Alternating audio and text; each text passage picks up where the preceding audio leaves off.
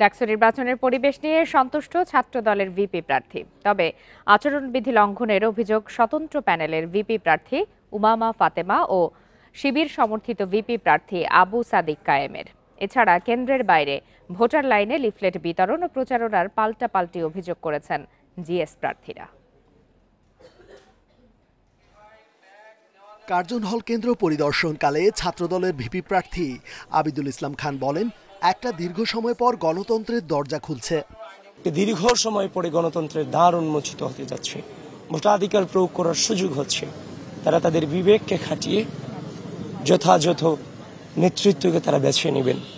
Udayan school কেন্দ্রে vote দিয়ে আচরণবিধি লঙ্ঘনের অভিযোগ আনেন ঐক্যবদ্ধ শিক্ষার্থী জোটের ভিপি প্রার্থী আবু সাদিক কায়েম। আমরা সকালে এসে দেখতে পেয়েছি এখানে একটা ছাত্র সংগঠন তারা ডেস্ক বসিয়েছে এবং তারা 100 মিটারের ভিতরে প্রার্থীদের কাছে গিয়ে স্লিপ দিচ্ছে। সিনেট ভবনে ভোট দিয়ে স্বতন্ত্র ভিপি প্রার্থী শামীম হোসেন বলেন, শিক্ষার্থী স্বায়ত্তশাসন তত্ত্ব নিয়ে কথা বলার পর থেকে তার নামে গুজব ছড়ানো হচ্ছে। এখনো পর্যন্ত পরিবেশ অনেক ভালো দেখছি, তবে কাল থেকে আমার নামে অনলাইনে নানা ধরনের প্রোপাগান্ডা ছড়ানো হয়েছে যাতে আমাকে আমার ভোট কমানো যায়।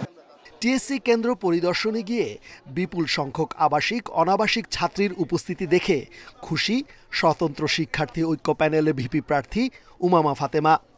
এ সময় তিনি কয়েকজন প্রার্থীর বিরুদ্ধে আচরণবিধি লঙ্ঘনের অভিযোগ করেন। এখানে আচরণবিধি লঙ্ঘনের যে ঘটনাগুলো হয়েছে সেটা যাতে নির্বাচন কমিশন আমলে নেয়। আমরা চাচ্ছি যে এখানে একটা ফ্রি অ্যান্ড ফেয়ার ইলেকশন হোক। এখনো পর্যন্ত সাধারণ স্টুডেন্টদের পার্টিসিপেশন খুবই ভালো। কেন্দ্রের বাইরে ভোটার লাইনে লিফলেট বিতরণ ও ক্যাম্পেইনিং এর পাল্টাপাল্টি অভিযোগ করেছেন জিএস প্রার্থীরা।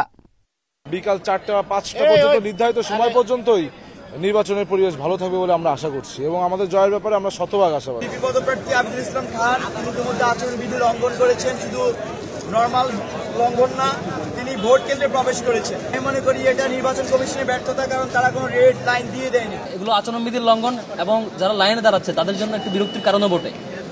নির্বাচন কমিশন কেন ব্যবস্থা নিচ্ছে না আমরা জানি না, এখনো সে পক্ষপাতদুষ্ট আচরণ করছে।